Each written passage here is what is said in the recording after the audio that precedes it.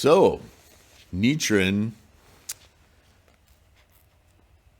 and this might be, you could imagine this could be a cultural, I don't want to say stigma, but a normative behavior for Buddhist monks in Japan, in medieval Japan, that once you dedicated your life to study of the teachings, not only of Shakyamuni, but whatever sect you're in with their own little coloration of everything, that, if you think about it, over centuries, Buddhist monks would walk through the city with a begging bowl to be supported by the populace. The populace would be reverent to their life of dedication and would give them rice, sometimes money, sometimes food from their, depending on the family business or the family's wealth or lack thereof, they would support the monks with the offerings they would put in their bowls.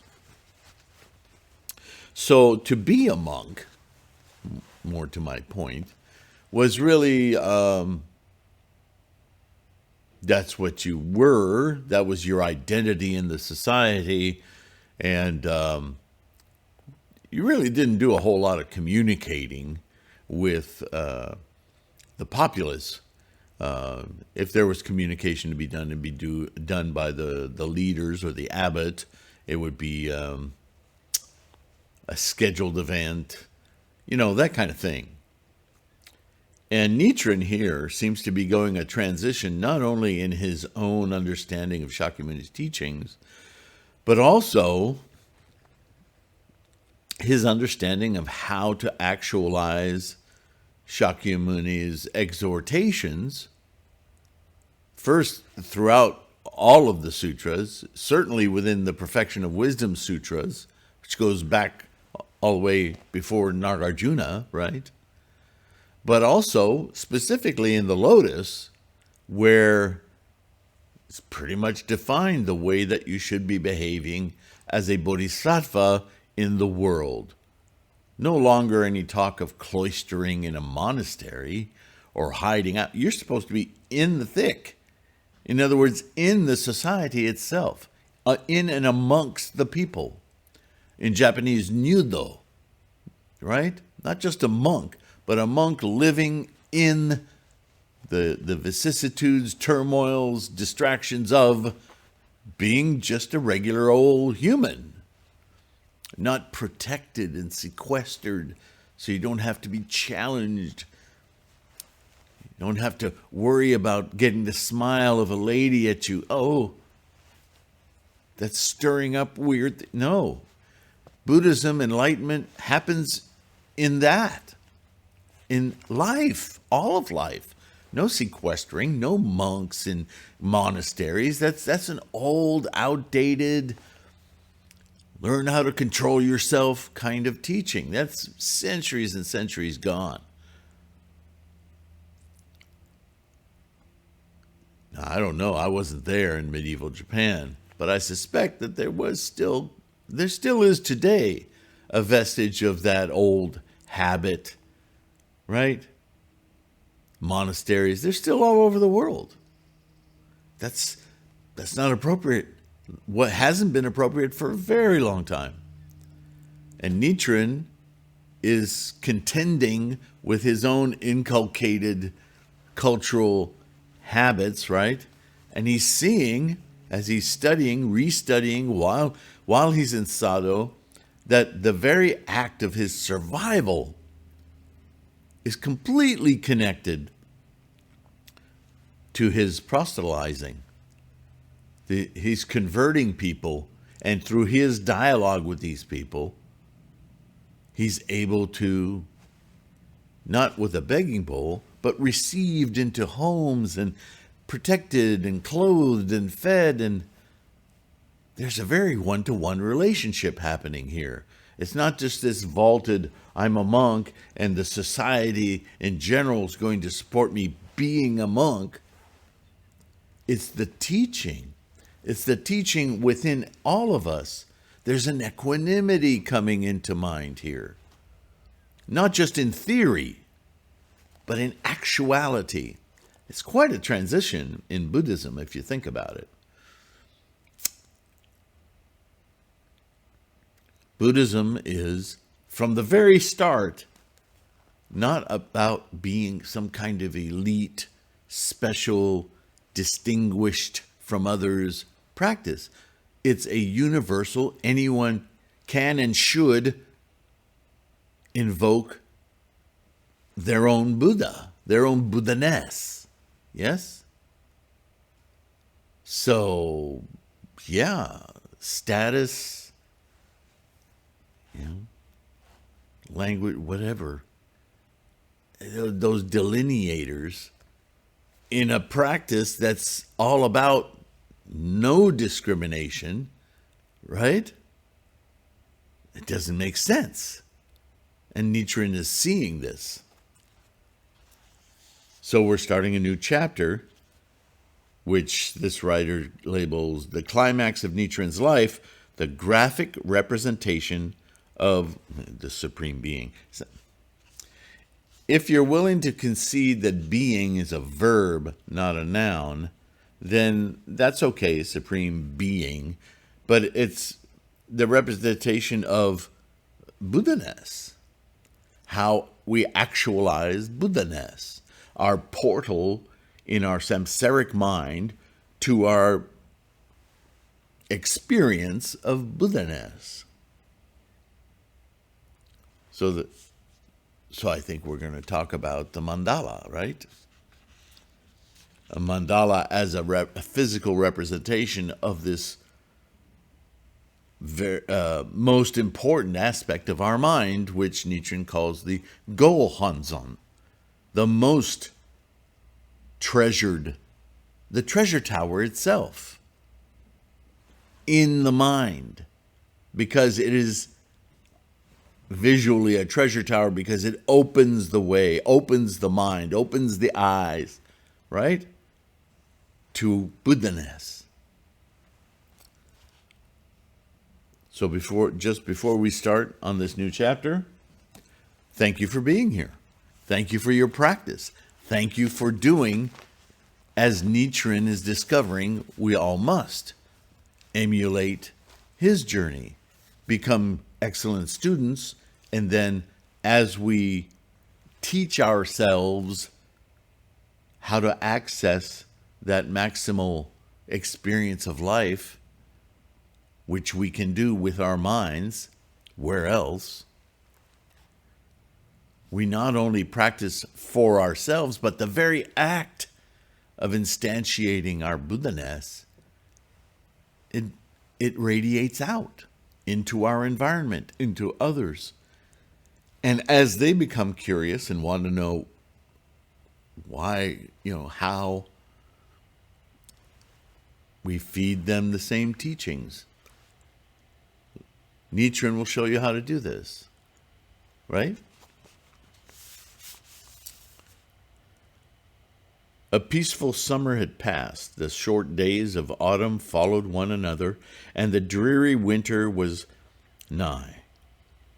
The exile continued to ponder on his mission, the exile being Nichiren, now more deeply and calmly than ever before. He was gaining some really solid footing here on how to proceed with his life of practice in the context of his radiating to his environment, to everyone else, to emboldening everyone he communicated with to take on being a monk amongst the people.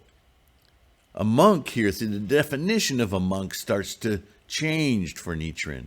It's not some label given to some guy in robes in a castle. It is, in fact, anyone who dedicates themselves to Shakyamuni's teaching. You're a monk. I'm a monk. We're dedicated in our practice of Namo Myoho Renge Kyo, the Lotus Sutra, Shakyamuni's teaching. Being conscious that it's not just something we do, but it is the essence of our lives,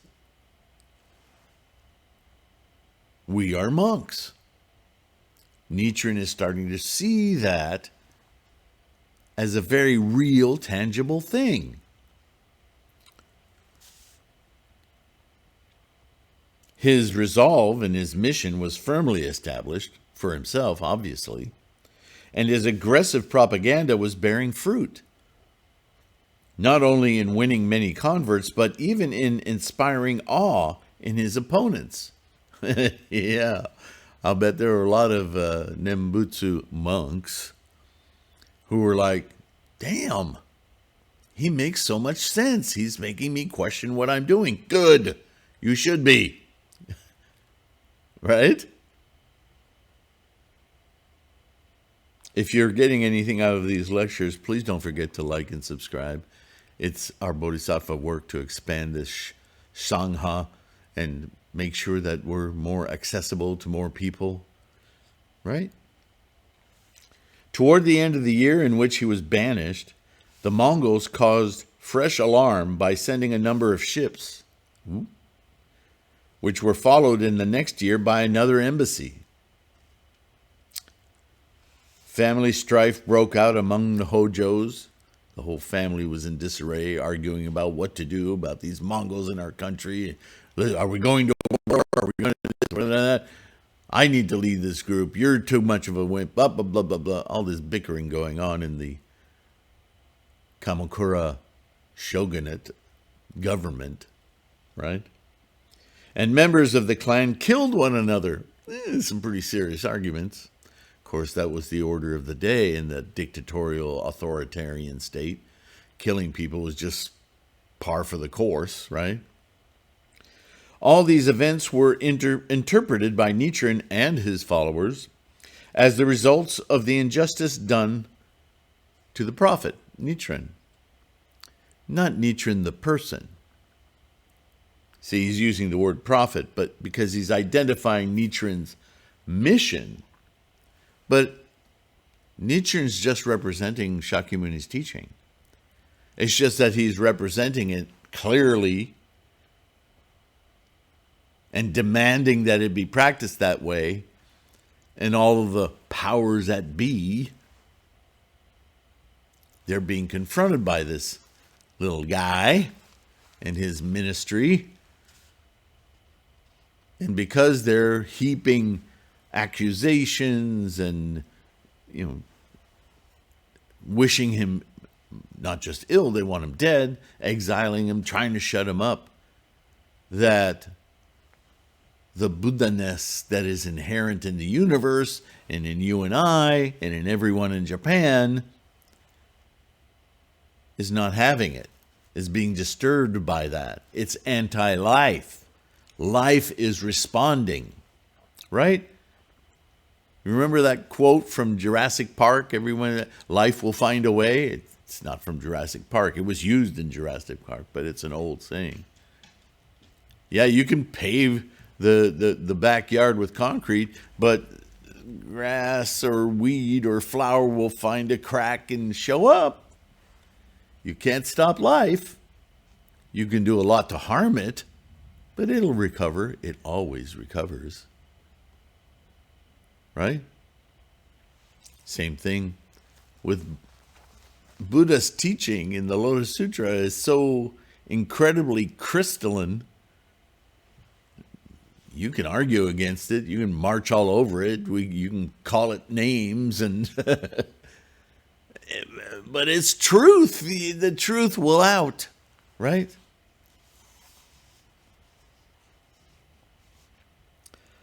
All these events were interpreted by Nichiren and his followers as the results of the injustice done the prophet, and also as a fulfillment of his warning predictions. He told you this was coming, and it's true, he did. Right? His remonstration, remember the Risho and Kokuran? He said, you keep going this way, and you're inviting Kublai Khan and others to just see you as in disarray and foolish, stupid, easily overtaken. You're inviting them to come here and wipe you off the mat. with your silly, foolish behavior and your insult to the value, the dignity of life. You're playing games, and there are better, more powerful players out there. This was a triumph for Nichiren, ugly as it was. But what concerned him more was the future of the nation and of the practice of Buddhism, the correct practice of Buddhism. Well, it should be. So on the one hand, I predicted this, I told you so, but it's kind of a hollow, right? You can't be too righteous about it because the destruction is nothing you want. You don't want to will it to happen, yeah? But there is some justification for yourself in it when you're the one to point it out, and here it is happening, mixed with a high degree of sadness, yeah? In the sacred title, he had given his practice a standard and a form of practice suitable for every people in the latter days, which was the mission of Buddhism to begin with, yes? He had also explained who Buddha is and the relation between Buddha or Buddhaness and ourselves. But the objective of practice had not yet been clearly defined. Okay, we know how to practice, we know how to be bodhisattvas.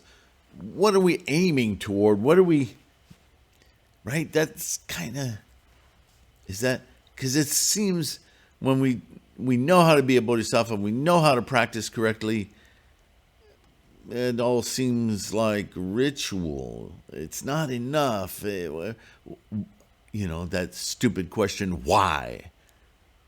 If you have a target, then it's no longer why, it's how. And we know all about the how, but how what? That's our samsaric brains trying to identify, yeah? What should it be, this goal? How should it be presented to men's physical and spiritual vision? Because we have all these consciousnesses, right? Sight, smell, taste, feeling, all these senses we're working with.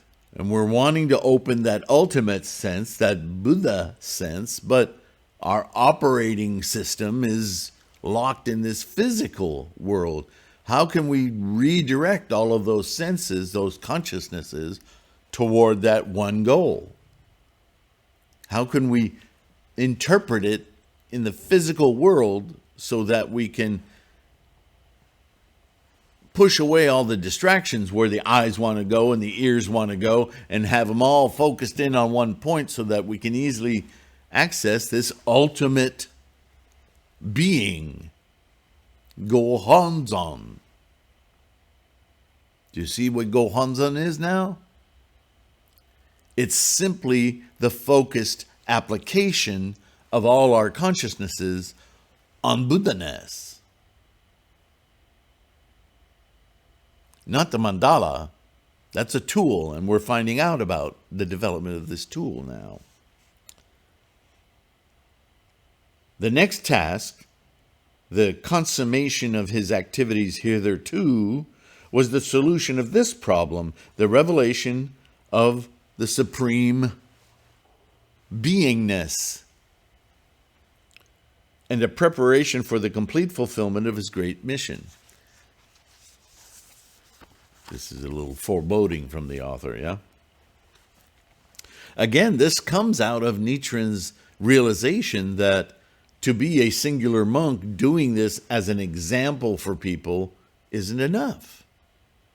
The people for whom you're an example need to be emboldened, really, to do exactly the same thing, because each and every human being is an example to others. Bodhisattva. Right? How many times have you heard in your life the statement, lead by example? Why would you lead by example if the example weren't to lead? This is what Nichiren is discovering, and he needs different tools to offer people who didn't go into the monasteries at the age 12 or 11 who didn't lead a life of piety, emulating the abbot. They were just people living life. But if Buddhism is true, as the subject here is, the true teaching, the Lotus of truth, then it's true for everyone. It's not just special people that it's true for. It's true for all of life, even beyond human sentient minds. It's just truth. So why should your practice be anything less or other than my own? We're equal. Equanimity, yeah?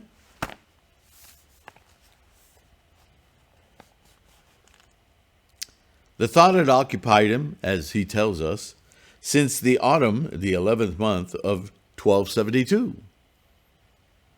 The way in which he solved the problem was quite characteristic of his philosophical cast of mind, as well as of his practical nature.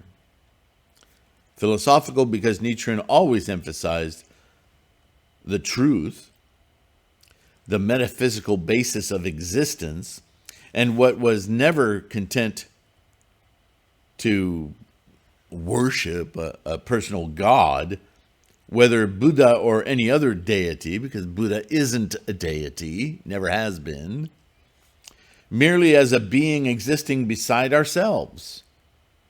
Practical because his special endeavor was to seize the very quintessence of truth and to present it in a way so simple and concrete that even the least intelligent or educated might be inspired and moved by it.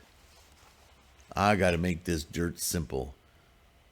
Because it's universal, there shouldn't be an obstacle of membership or qualification or learning enough scripture or quoting things back and forth, all these games of qualifying you for your enlightenment. Bullshit. Your enlightenment is just do it. Just awaken your life. So how can I make something so universal, so simple, maybe a little pretty, something to capture the eye consciousness? I've got the sound, mouth, feeling consciousness handled in chanting the title, the embodiment of the teaching. That's what he did when he stood on the mountain looking at the Pacific Ocean and said, Namu Myoho Renge Kyo, right? That's what he'd done. He discovered that mechanism. The chanting, long ago practice, chanting nothing new, but chanting this specific phrase, instantiating, here's the rub. Instantiating what? If you don't know anything about Buddhism, you haven't read the Lotus Sutra, and you're told to chant, are these magic words? No. But you have to have something to attach that exhortation to, that invocation to. You have to have some idea. So this is what Nichiren is struggling with, yeah? Surely the Lord Shakyamuni, when understood as the primeval Tathagata, is the ultimate entity of the universe, and consequently, that is our objective in our practice. Yet when he is simply represented as he is represented by other Buddhist schools and sects, in an image or in any other manner suggesting a particular person, a statue, an image, whatever, the erroneous conception immediately arises. We're worshiping a god. That the person is different from the truth which he embodies. You see the rub here? This is why altars need to be clear of football trophies and ballerina trophies and pictures of leaders, be they Buddha or Bodhisattvas or secular people. That's not Buddhism. That's a distraction. And those groups and sects that use that device will put a picture of our leader up there next to the mandala. You might as well be practicing Santeria. That ain't Buddhism.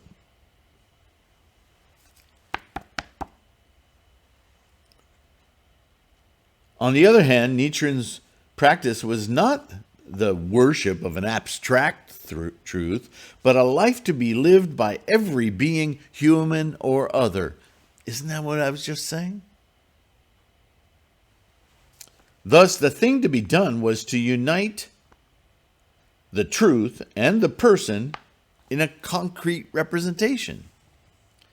And that would have to be universal, not some specific individual, but Buddhaness itself. How the hell do I create something physical that everyone can easily latch onto and see for themselves Buddhaness, not something other?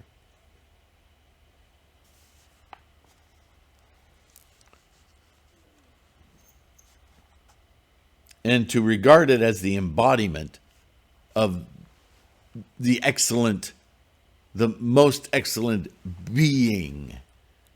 Not being as in other, being, as I said, a verb, self-being, experiencing Buddhaness. This had been partly accomplished in the formula of symbolized by chanting the sacred title, right? As I said, that applied to our oral consciousness, our mouth, our feeling, the rhythm of it, right? But that visual consciousness, which is very predominant, wasn't being addressed. And so people were willing to fill in all kinds of trash, like trash, images, statues, so on and so forth. But that's not it. That's something else. How do you see the internal, the Gohanzan, the opening door to your maximal, supreme experience of life that is shared by everything? It's inconceivable. How do I practice? How do I capture this? But this later means of practice, chiefly intended for oral utterance, was to be supplemented by providing the heart and mind with a representation of this thing we're trying to instantiate, Buddhaness, which symbolized a perfect union of the eternal truth with the primeval accomplishment of Buddha. Not Shakyamuni, the person, what he'd had achieved in his mind, that equanimity, that perfect understanding, that experience of the very thing that provides the engine of life, the universe itself. What puts an atom together? What puts a molecule together? What creates an electron? It's going on all the time right now in our minds, in our environs. To perceive our life as part of that is immense. It sheds away all these petty distinctions because those are provisional little things that we become attached, distracted by. Life is so much bigger. How can I make that visceral? How can I create something that isn't just words and theory, but actual?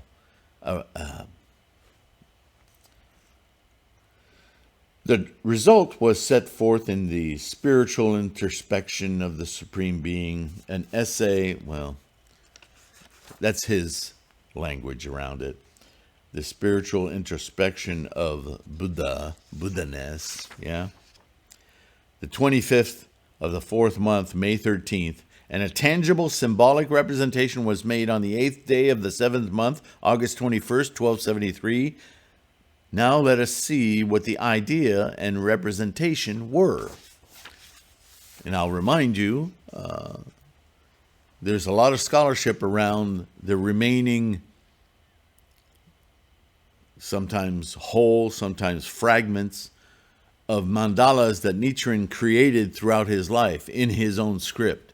There's 125 of them remaining that have been identified, photographed, cataloged, right? Some of them are in wealthy families' collections. Some of them are in museums, archaeological museums in different countries all over the world. Some of them are in temples, right? Nichiren Shu has a version that he'd done.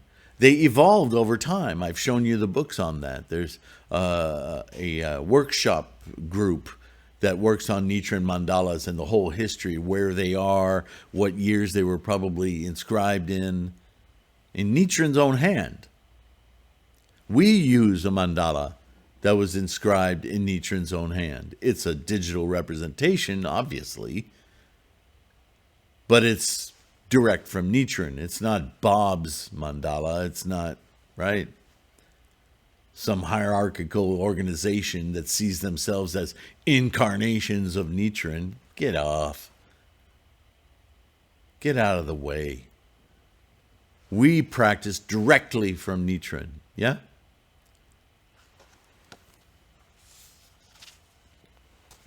The fundamental teaching of the Lotus concerning the reality of the universe amounts to this: that every being exists and subsists by virtue of the inexhaustible qualities inherent in each. We are life itself, expressed in a sentient mind. There are innumerable individuals and also groups of beings, including Buddhas, Bodhisattvas, celestial beings, mankind, furious spirits, beings in the purgatories, right? The 10 realms, the 10 worlds. They're all states of mind. Remember, Buddhism is about the mind.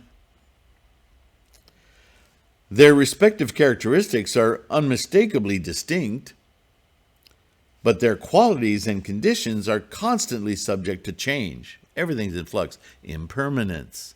Empty. Because in each of these beings are inherent the qualities manifest in others, the differences arising simply from the varying configurations of the manifest and the potential qualities. Oh man, this is like I wrote it myself. So I'm always talking about this. It's nice to read it in over a century-old text.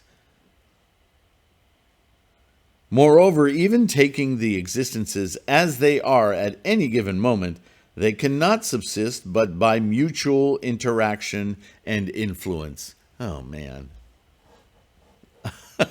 If you didn't see it just then, I dropped my mic. To subsist by itself by no means signifies to be separate from others. On the contrary, to interact one with another is the nature of every particular being. Sangha.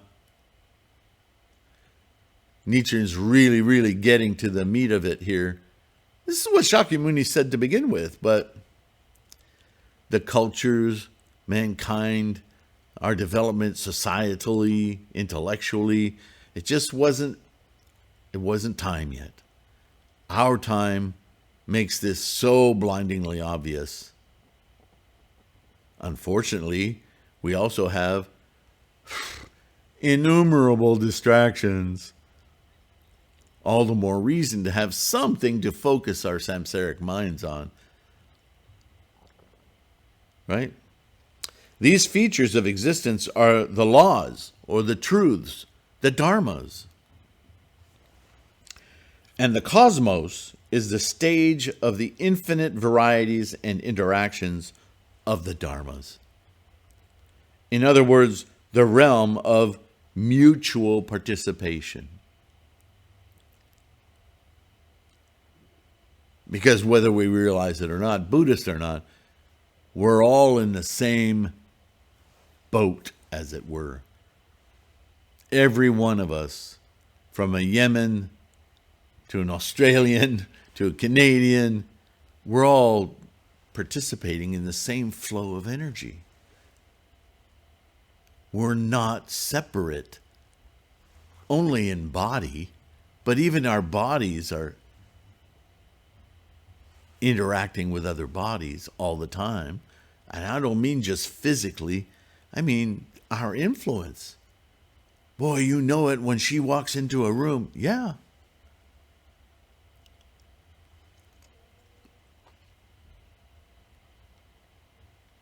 These teachings are stated in the Lotus of Truth and have been explained and elucidated by many a great master of the past. It's nothing new. But they remain simply doctrines, teachings. It's not enough to know something intellectually. You have to embody it. That's Nichiren, isn't it? Practicing Namu Myo Renge Kyo with every cell in his body, not because they're fancy words or a ritual, but because he means it. Right? That's the key. So long as they're merely understood and not personally experienced, vain is all talk and discussion concerning existences and reality, unless the virtues of existence are realized in one's own person. Noble and sublime may be the conception of this supreme experience, but it is but an idol or image, a dead abstraction, if we ourselves do not participate in its supreme existence and realize in ourselves its excellent qualities. Invoke Buddhaness. If all you're doing is rote, then, chant ice cream and eat your favorite Rocky Road, whatever it is. Thus, commitment, practice, adoration means a realization of this supreme experience, together with all of its attributes and manifestations, first through our own spiritual introspection, right? What our mind is about. And second, it spills out in our life with our actions, our thoughts, our words. That should come without effort, because fundamentally you've altered your epistemology, your way of understanding life. The practice of introspection is carried on in the active meditation, the chanting. This, however, does not necessarily mean intricate and mysterious methods. This isn't magical, mystical. Say it all the time. Here he is saying it about Nichiren. Such as are employed by many Buddhists who resort to that as an easy way to manipulate people to make them more powerful, popular, political, whatever. The end can be attained but uttering the sacred title. That's all you need do. And by gazing in reverence at a graphic representation of the supreme experience as revealed by Nichiren in Shakyamuni's teaching. How can I condense this into an easy, has to be a reflection. Why would you have images or statues or of Buddha or Bodhisattvas or anybody? Because we need that mirror, that thing that bounces us back to a core thought, idea. I need to create something like that, but it can't be a person because Buddhaness isn't a person, it's everyone.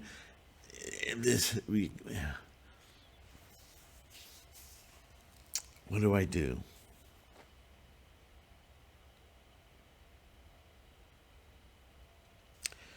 The truths of universal existence and mutual participation remain abstractions if detached from the true moral life. And in Buddhism, to be moral is to be working toward the maximal life with all of its attendant respect, dignity, yeah? But any morality, however perfect it may seem, is vain apart from the profound conviction in the truth of the mutual practice, the bodhisattva,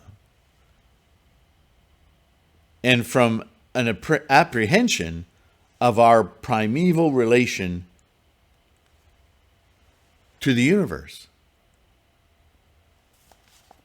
Thus, to participate in the virtues of the supreme beingness is the aim of our practice. But that participation means nothing but the restoration of our primeval connection with the eternal Buddhaness, time, without beginning. Our relation to that momentum, that engine of life, is real, happening.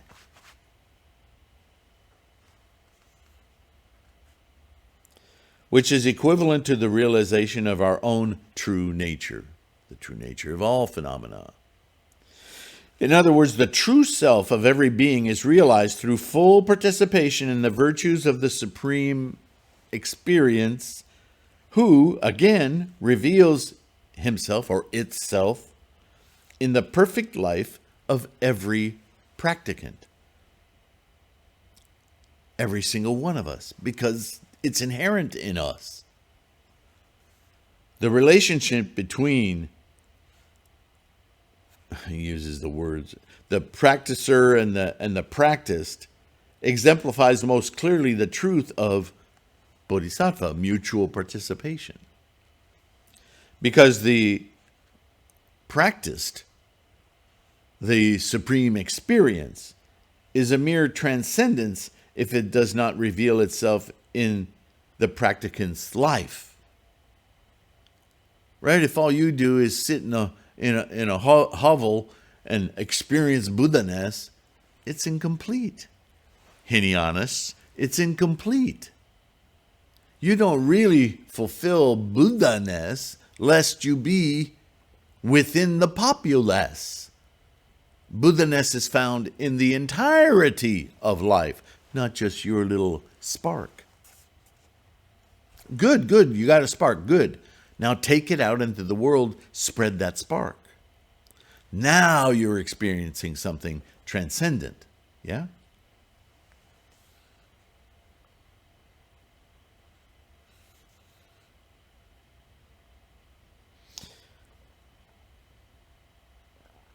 While the practicer realizes his true being and mission only through the elevating adhisthana of the supreme experience. Thus, mutual participation is at the same time mutual revelation, realization of the true being through mutual relationship, to be attained by us through spiritual introspection and moral living.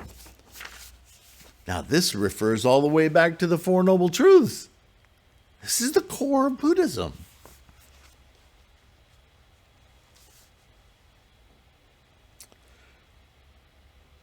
Religious practice, Buddhist practice, in this sense, is at the same time moral life and moral relationships in the human world are nothing but partial aspects of the fundamental correlation between us and the supreme experience, Buddhaness. The point to be emphasized in regard to this conception of the practice relation, the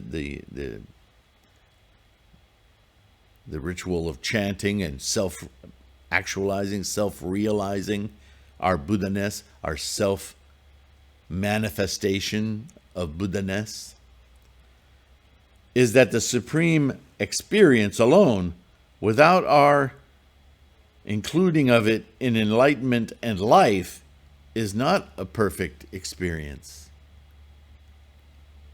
Just as without a child, father is but an empty name. if not a contradiction in terms. We're going to pause here.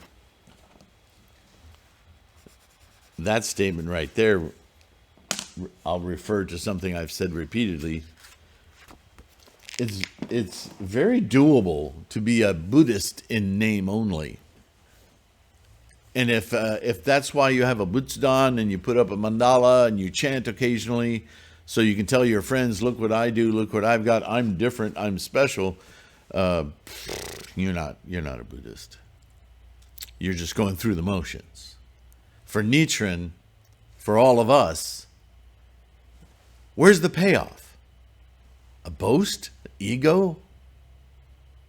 No, I want to experience universe life, all of life. I want it to flow through me constantly.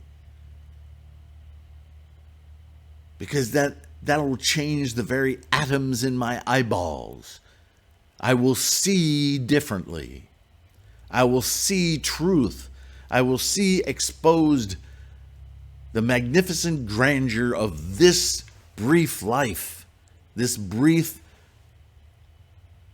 mental capacity to witness this universal engine of life in my own person and therefore in my environment, because I can't see and experience the totality of life hermetically.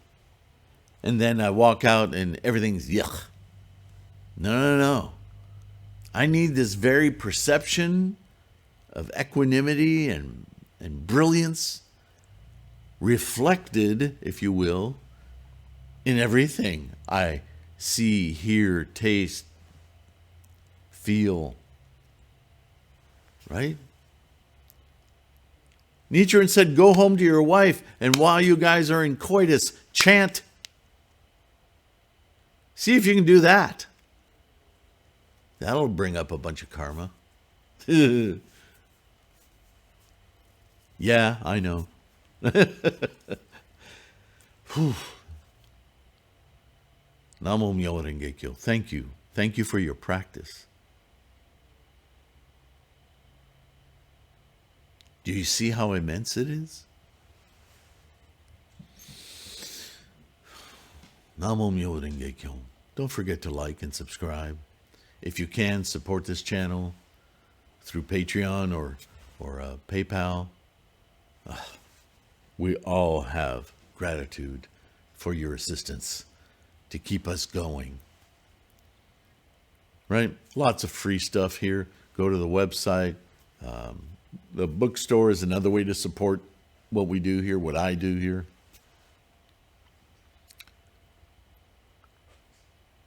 I decided some time ago that I was going to inculcate Nichiren into my own life. I'm doing the best I can figure out how to do with my life. And so that's what this is. I'm just another guy like you. Or I'm not a gal, but you understand. I'm trying to emulate Nichiren in my life as best I know how. And that's what I'm saying we all should do. Maybe you don't have the time to put in that I do to do this. I've accumulated enough fortune in my life over the years of practice that I'm in a situation where I don't have to hold down a job. How the hell is that possible? Believe me, it's not simply because of PayPal and Patreon. I'm super grateful for those supports. But, you know, I'm living off some Social Security and the good graces of Miss Sandra, a property owner who allows me to do this. I have such incredible fortune in my life to be able to emulate Nichiren at this level. How can I not share it with you guys? Yeah. In fact, I'll tell you what, if I wasn't doing this, if I didn't have the website, if I didn't have a mandala store, bookstore, if I wasn't paying every day, working on somehow sharing this practice, this amazing practice, I think it wouldn't take long before all of this would just crumble away.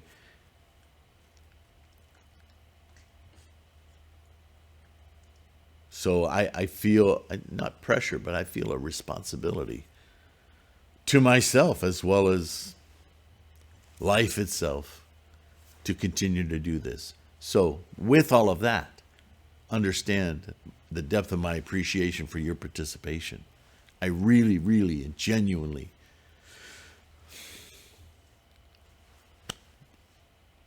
thank you. And I'll see you in the next one. Take care of yourself. Take care of your health. Be kind to yourself. As I've often said, this practice to emulate Nichiren, it may seem superficial at first, but it quickly becomes quite a job, an effort. But it isn't perfection, self-perfection, experience of the totality of life. Isn't that something huge, requiring of focus, effort? So yeah, don't be deterred. Any obstacle is, yeah, I know, any obstacle is an opportunity. But in truth, every obstacle is another poke and jab at you to recommit. It's amazing how when you do that, everything just seems to fall in line. So, my wish for you is a happy practice, yeah? I'll see you in the next one. Bye for now.